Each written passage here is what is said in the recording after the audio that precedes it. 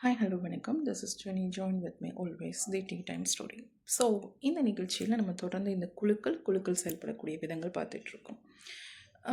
இதில் நான் சந்தித்த குழுவினுடைய செயல்பாடுகள் எல்லாமே எப்படி இருந்துச்சு அப்படின்னா, நெகட்டிவ் வைப்ரேஷன்ஸ், அதாவது கெடுதல் எண்ணத்தோடு செயல்படக்கூடிய குழுக்கள் தான். அது குடும்பங்களிலிருந்து தான் ஆரம்பித்தது. இப்போ என்ன சொல்லலாம் அப்படின்னு பார்த்தீங்க அப்படின்னா, நான் படிக்கக்கூடிய பள்ளியிலிருந்தும் ஆரம்பித்தது அப்படின்னு சொல்லலாம். அதாவது படித்து நாங்கள் பருவம் வந்ததுக்கப்புறம் அவர்கள் எப்படி இருப்பாங்கன்னு எனக்கு தெரியாது.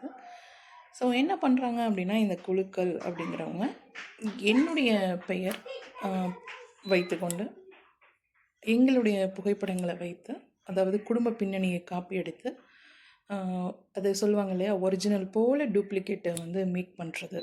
அதே மாதிரி ஒரிஜினல் நான் இருக்கும்போது என்ன போன்றே ஒரு குடும்ப பின்னணியில் இருக்கக்கூடிய பெண், அதாவது என்னோடய படித்த பெண்ணனே வச்சுக்கோங்களேன், அவங்க குடும்பம் அந்த ஆக்ஷன் பண்ணுது, அதாவது நடிப்பு.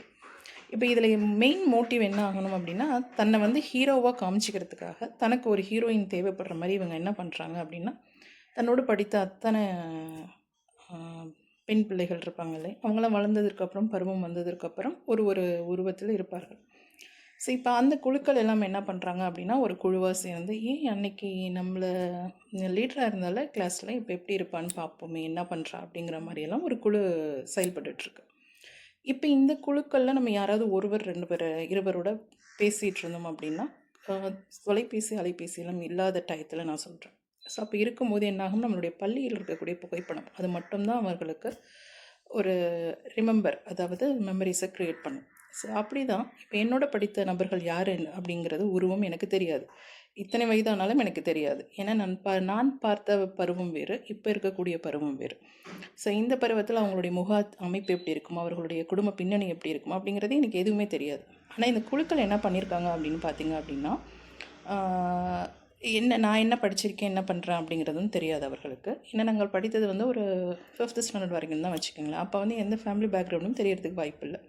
இப்போ அடுத்து குடும்ப பின்னணியில் நம்ம பார்க்குறோம் அப்படின்னா என்ன ஆகும், வெளி நபர்கள் என்ன பண்ணுறாங்க அப்படின்னா, நம்மளை பற்றி தவறாக சொல்லுவாங்க. அதாவது இந்த பெண் ஒரு தாழ்த்தப்பட்ட ஜாதியில் சேர்ந்தவங்க, இந்த பெண் படிக்காதவர்கள், இந்த பெண்ணுடைய அப்பா தவறானவர், இல்லை அம்மா தவறானவர், இப்படி ஒரு கதை அமைப்பு. இது எங்கேருந்து வந்ததுன்னு எனக்கு தெரியாது. ஆனால் நான் கடந்து போயிருக்கேன். அவர்கள்கிட்ட போய் நான் நிரூபித்ததும் கிடையாது, அதாவது சொன்னதும் கிடையாது. அதாவது ஒருவர் முன்பின் தெரியாமல் தவறுதலாக இவர்கள் என்ன சொல்கிறாங்க அப்படின்னா, செய்திகளை பரப்புகிறாங்க. இது எங்கேருந்து ஆரம்பிச்சது அப்படின்னு பார்த்தீங்க அப்படின்னா, இந்த குடும்ப அமைப்புன்னு சொல்கிறேன் இல்லையா, அதாவது நமக்கு தூரமாக இருக்கக்கூடிய உறவுகள் அப்படின்னு சொல்லுவாங்க, இல்லை நம்மளை பிடிக்காதவர்கள் அப்படிங்கிறவங்க ஒரு விதத்தில் வளர்ந்துருப்பாங்க. இந்த குழுக்கள் அப்படிங்கிறவங்க என்ன பண்ணுறாங்க அப்படின்னா, அந்த குடும்ப உறுப்பினர்களை பழி வாங்குவதற்கு அவர்களுடைய குழந்தைகளை சாடுவது, அவர்களை தவறாக சித்தரிப்பது. ஆனால் உண்மையிலே நான் தாழ்த்தப்பட்ட ஜாதி கிடையாது, அல்லது ரிலீஜியன் வேறு எதுவும் சொல்லுவாங்க. இப்போ நான் கிறிஸ்டின் அப்படின்னா அவங்க ஹிந்துன்னு சொல்லுவாங்க, இல்லை முஸ்லீம்னு சொல்லுவாங்க, பேரை கூட மாற்றி சொல்லுவாங்க. இப்போ ஜெனின்னா அவங்க ஜாஸ்மின்னு சொல்லுவாங்க, இல்லை ஜமுனான்னு சொல்லுவாங்க, இல்லை ஜென்னின்னு சொல்லுவாங்க. இப்படியெல்லாம் தவறுதலாக, இல்லை சரண்யா, ரம்யா, தேவி அப்படின்னு கூட இப்படியெல்லாம் பேரை மாற்றி சொல்லுவாங்க. இதில் ஒரு குழுவோட செயல்பாடுகள் பார்த்திங்க அப்படின்னா, என்னுடைய திருமணத்திற்கு எல்லோரும் வந்திருக்காங்க. அதாவது குடும்ப உறுப்பினர்கள் அனைவருமே எல்லோரும் வாழ்த்திட்டு நல்லா திருமண விருந்தெல்லாம் கலந்துக்கிட்டு எல்லாத்துலேயும் வாழ்த்திட்டு போயிருக்காங்க. என்ன பண்ணுறாங்க, நம்ம ஒரு இடத்துல போய் வாழ போகிறோம். அங்கே கதை எப்படி சித்தரிக்கிறாங்க அப்படின்னா, அந்த பெண்ணிற்கு ஏதோ நடந்து விட்டது, அந்த பெண் இறந்துட்டாங்க, அந்த பெண் அங்கே இல்லை, அந்த பெண்ணுடைய வாழ்க்கை முறை ஒரு மாதிரி இருக்குது, வேறு விதமாக இருக்குது, தவறுதலாக இருக்குது, தவறான நபரை கல்யாணம் பண்ணிட்டாங்க.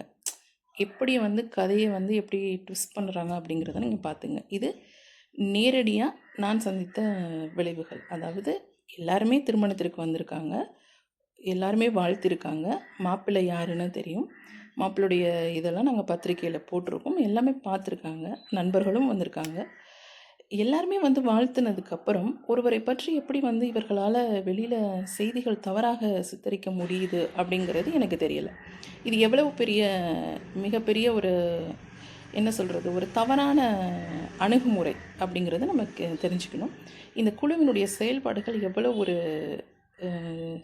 என்ன சொல்கிறது, ஒரு சூழ்ச்சியான சதிவலைகள் நிறைய இருக்கக்கூடிய அமைப்புகள் அப்படிங்கிறது இந்த குழுக்களில் தான் அதிகமாக இருக்குது. இது நான் சந்தித்தது, இன்னமும் சந்தித்து கொண்டு தான் இருக்கிறேன். இப்போ நம்ம கல்யாணம் பண்ண மாப்பிள்ளை யாருன்னு தெரியும், ஆனால் இவங்க கூறக்கூடிய வார்த்தைகள் பார்த்திங்க அப்படின்னா இவர்களுடைய தொடர்பு. அதாவது ஒரு பெண்ணை தவறாக சித்தரிப்பதற்காக தவறான அணுகுமுறையை எதிர்கொள்வது. அடுத்து பார்த்திங்க அப்படின்னா, நீங்கள் இப்போ நான் இன்ஸ்டாகிராம் அக்கௌண்ட் நிறையா இருக்குது. ஸோ இப்போ நான் பேசுகிறது எல்லாமே இந்த இன்ஸ்டாகிராம் அக்கௌண்ட்டில் இருந்துக்கிட்டே இருக்கும். ப்ளஸ் யூடியூப் சேனலும் இருக்குது. என்னுடைய ஐடிங்கிறது நிறைய செப்பரேட்டாக இருக்கும். அது எனக்கு தெரிந்த நபர்களுக்கு மட்டும் தெரியும். அல்லது நான் யாருக்கு கொடுக்கணும் நம்பிக்கையான நம்பர்கள் அப்படின்னு நான் யாரை ஆக்சஸ் பண்ணுறேனோ அவங்களுக்கு மட்டும்தான் அந்த ஆக்சஸ் இருக்கும். ஸோ தே கேன் சி, அவங்க பார்க்கலாம், சொல்லலாம். குறைகள் நிறைகள் இருந்தால் சொல்லலாம். மேக்ஸிமம் நான் குறைகள் இன்ன வரைக்கும் யார்கிட்ட கேட்டதில்லை. இப்போ என்ன பண்ணுறாங்க அப்படின்னா, எனக்கு பரிச்சயமானவர்கள் இல்லை என்னையே வெறுப்பேற்றணும்னு நினைக்கக்கூடிய நபர்கள் ஃபேக் ஐடி க்ரியேட் பண்ணுறாங்க. யூடியூப்பில், இன்ஸ்டாகிராமில், ஃபேஸ்புக்கில் எல்லாத்துலேயும் க்ரியேட் பண்ணி ஈவன் பேங்க் அக்கௌண்ட் முதற்கொண்டு என்னுடைய பெயரை வைத்துக்கொண்டு பணம் சம்பாதிப்பதற்காக வெளி நபர்கள்டேருந்து இல்லை அடுத்த நபர்கள்கிட்டேருந்து பொய்யாக. ஸோ இவர்கள் செய்யக்கூடிய தவறு என்மேல் பழி விழும், இல்லை நான் அந்த தவறுக்கு பொறுப்பேற்றுக்கொள்வேன் அப்படிங்கிற மாதிரி இவர்கள் செய்யக்கூடிய தவறானது அவர்களே அதில் மாட்டிக்கொள்ளுவாங்க அப்படிங்கிறது அவங்களுக்கே தெரியாமல் செய்கிறாங்க. இது இவ்வளோ பெரிய முட்டாள்தனமான வேலை அப்படிங்கிறத நம்ம எல்லாருமே யோசிக்கணும். ஸோ இந்த குழுவினுடைய செயல்பாடு ரொம்ப கிரிமினலாக அவங்க யோசித்து பண்ணாலும் கடைசியில் அதனுடைய முடியக்கூடிய இடம் பார்த்திங்க அப்படின்னா ரொம்ப நகைச்சுவையாக தான் இருக்கும். நகைச்சுவையாக இருக்கும், அவங்களுக்கு நகைச்சுவையாக இருக்கும். ஆனால் அந்த டைம் பார்த்திங்க அப்படின்னா நம்ம ரத்த கண்ணீர் வடிச்சிட்ருப்போம். கடைசி மினிட்லன்னா நமக்கு சிரிப்பு வரும். ஏன்னா எல்லா உண்மைகளும் வெளியில் வரும்போது தான் நமக்கு நகைச்சுவை உணர்வு அப்படிங்கிறது வரும். அது வரைக்கும் நமக்கு ரத்த கண்ணீர் தான் வர மாதிரி இருக்கும். ஸோ இந்த குழுவினுடைய செயல்பாடுகள் இதையும் நான் கடந்திருக்கேன் அப்படிங்கிறதா ரொம்ப மிகப்பெரிய விஷயம். ஸோ அந்த குழுவின் செயல்பாடு இது அதீதமாக இருக்க தொடர்ந்து பேசும். நன்றி.